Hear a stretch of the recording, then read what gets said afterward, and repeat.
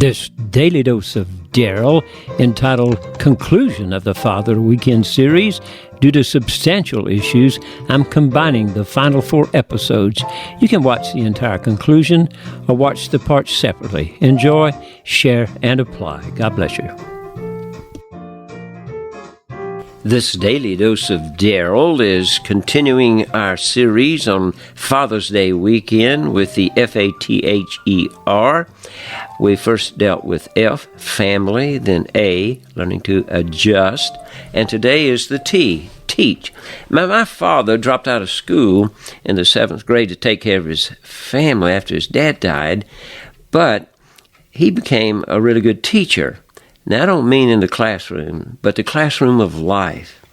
And one of the things he taught me, and one of the ways he taught me, was allowing me to work with him as he built houses and cabinets. And I remember distinctly when he was allowing me to cut a board with a handsaw. And he took his larger hand and placed it over mine and got me started. And then as I began to saw, he saw that I was trying to rush it and push down, and he said, "Daryl, just let the saw blade glide over the wood and let the teeth do the cutting." And I learned that if you do that, it's much easier on you, and it's a much cleaner cut, and the saw is able to do what it's designed to do. What a great lesson. And then he also taught me that God was important. He shared with me that when he was young and going to church, he made a commitment to the Lord and was baptized. And he wanted me to know that, even though he didn't go to the, quote, institutional church too much as an adult, he pretty much did what he saw Jesus do in his life. And one of the main reasons he didn't go to the institutional church, he said he could see all the deacons at the beer joint on Friday night. So, pretty honest guy. And but he did anything he could to help the church, making the little communion cup holders or whatever they needed. Now, he also taught me that there was a place for everything and everything in its place. So if you go to the shop and you reach for something, it's there, and you don't have to run around looking for it. It's called time management. And another thing he taught me was, don't ask anyone to do anything that you aren't willing to do yourself. And so I learned that you're not too good for any particular job. And so we did everything from crawling under the houses with the cobwebs to wiring the houses, whatever it took, we did it all. And it wasn't any kind of pecking order. It wasn't like, well, we got to find somebody to do this because we're too good for it. And that was a great lesson to learn early in life to apply to so many other things. One of the things, too, I'd like to share during this dose is, he said, no job is done till the cleanup. And so whatever job you have, it's always good to make sure you do the cleanup toward the end. Now, that's true in everything. This daily dose of Daryl is dedicated to my dad, Randolph Calvin Peebles, alias RC, for being a great teacher. Now, he didn't have the credentials, but he had life as his classroom. And he not only taught me, but he taught many people so well. So today, all of you great Daily Dose of Daryl followers out there, examine your own life to see not only what you have learned and what you have taught, but see how we can continue that process. God bless you, and have a great day.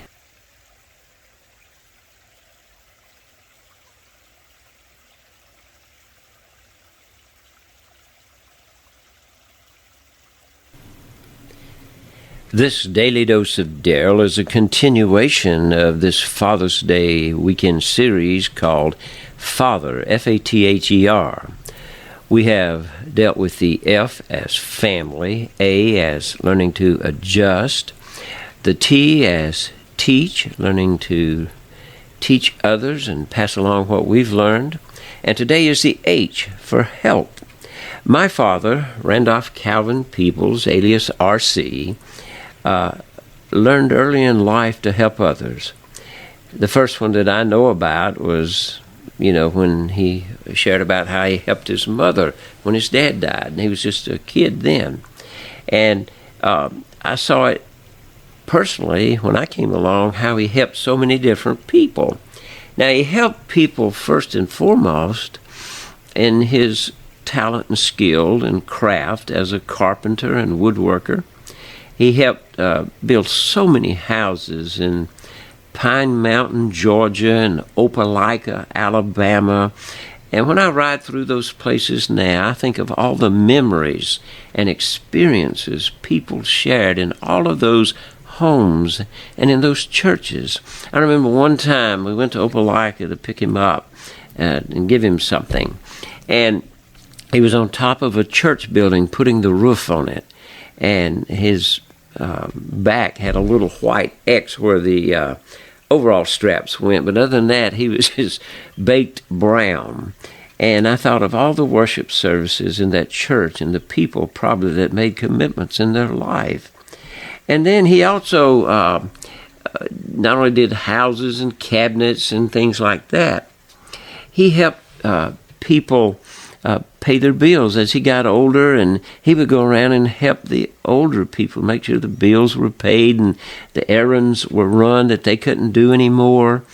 And, as he began to deal with arthritis and had to slow down a bit, he fixed a stick with a hook on it where he could reach down and pick up the I guess you'd say aluminum cans, they really were, aluminum cans, and picked them up and put them in the back of his truck. And I don't know how many thousands of cans he picked up off of the side of the road and streets, would take them down and get them recycled.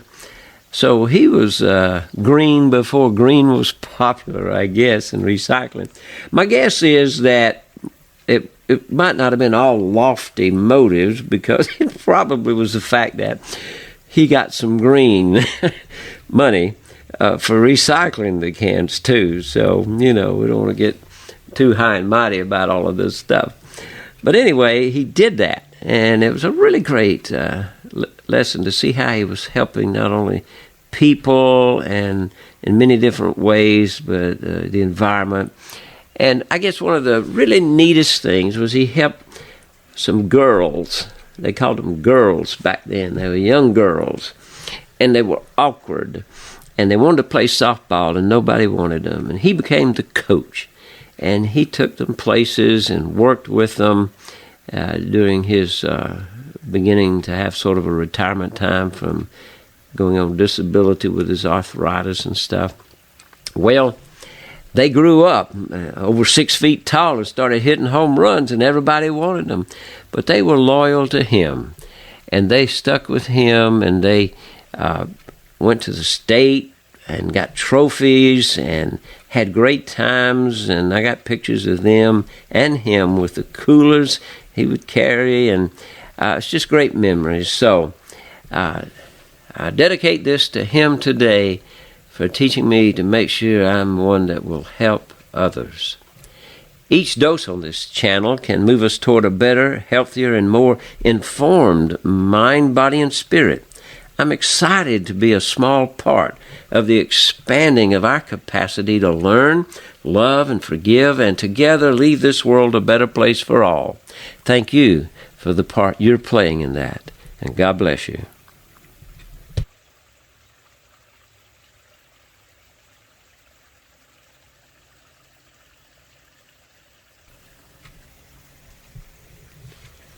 This Daily Dose of Daryl is continuing our Father's Day weekend series called F-A-T-H-E-R, Father.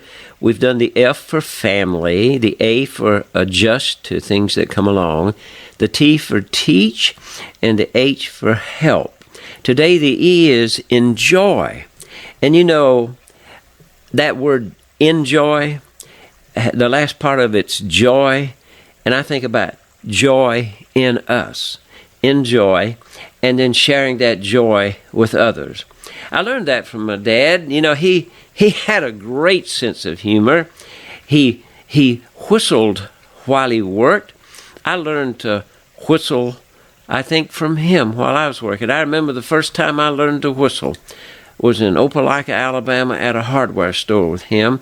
I had been trying so hard to learn how to whistle, and all of a sudden, in the middle of that store, and I don't know if I embarrassed him or what, but I finally came out with a really loud, screeching whistle. And I don't remember him really correcting me too much. I think maybe he told me maybe not want to do it in there so much, kind of quiet down a little bit. But I really learned how to do that whistle that day while I was with him. Another thing I remember about his enjoyment was fishing. He loved to go back to his really only surviving member of his immediate family was Uncle Pee Wee, his younger brother, the baby brother. And they would go out fishing, and they would take me when I got old enough to go out there. And we had so much enjoyment. One time I caught what I thought was a catfish, and I was getting ready to grab it, and they said, "You might not want to grab that catfish because it's a shark." And I remember them talking about the fish we were catching. I think it was crappie or something, carp. I can't remember what it was, but I caught a boatload of those things, and they said they weren't worth eating. So when we were coming back from the Mobile Bay back up to Summerdale, we passed by the fish house where they sell fish. And it had whatever kind of fish that was on the sign. It was like $2.20 a pound. I just threw back into the Mobile Bay about $800 worth of those things. And we had a good laugh about that. We'll go back to Uncle Pee Wee's, and they would get the big pot out to cook shrimp and cook fish and deep fat frying. Those trips to Summerdale, going out at Uncle Richard's before he died to pick watermelon and drive the tractor. My dad enjoyed life, and he made sure I had some enjoyment, and pulling out the old ice cream freezer and the old-timey one you would crank with a handle, and laughing and so forth. But I remember that good old sense of humor, and I don't want to give him total credit for it, but I believe that I learned from him the art of enjoyment of life and looking for the good things in situations. And so I want to pass that along to you today and encourage you on this Daily Dose of Daryl to develop your sense of humor and your sense of enjoyment of life, and find those times, spaces, and people where you can have some enjoyment. You know, each dose on this channel can move us toward a better, healthier, and more informed mind, body, and spirit. I'm just excited to be a small part of this expanding, I guess you'd say it's an expanding capacity to learn, love, and forgive, and together leave this world a better place. I encourage each of you to get excited about that too. God bless you.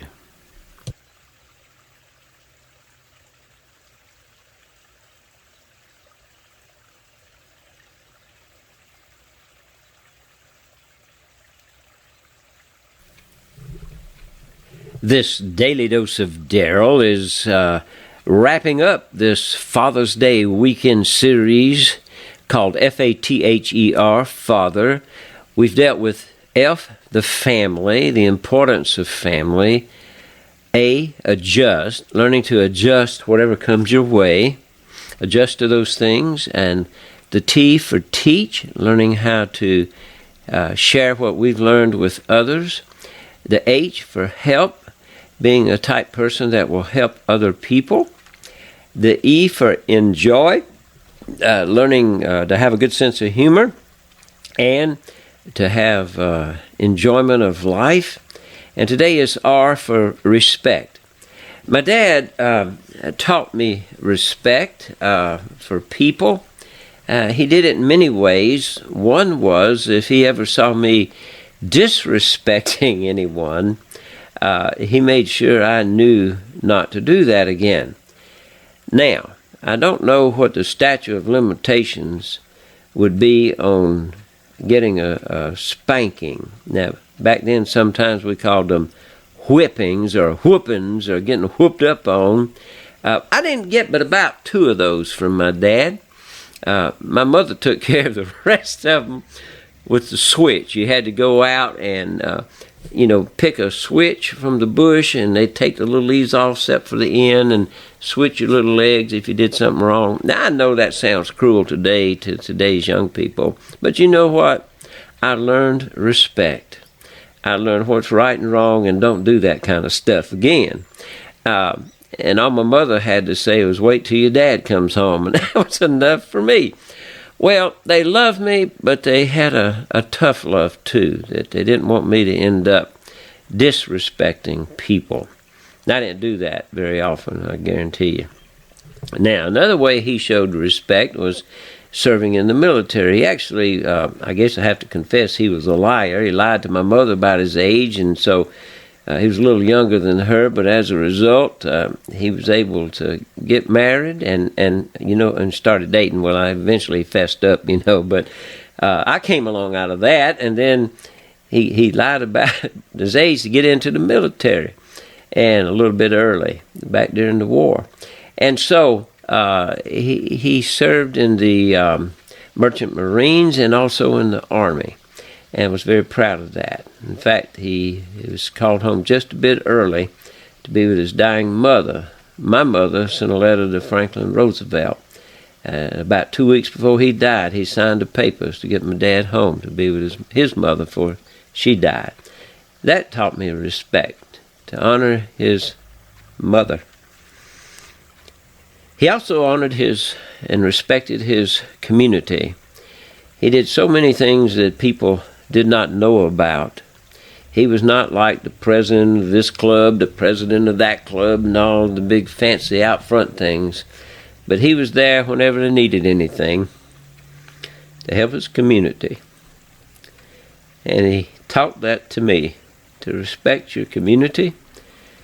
He respected the church. He'd do anything for them. He respected the military, people in uniform. And so when I was rejected because of a knee injury from the Army and only had 2 years of training, I had an opportunity eventually to serve in the fire department. And a part of that was to honor him and to also respect my community and to be able to help them. And so what I'd like to say today is, each one of you, figure out ways you show respect and do more of that every day. Each dose on this channel can move us toward a better, healthier, and more informed mind, body, and spirit. I'm excited to be a small part of this expanding of our capacity to learn, love, and forgive. And together we can leave this world a better place for all. God bless you. Happy Father's Day weekend, and pass these good tips along to others. Have a great day.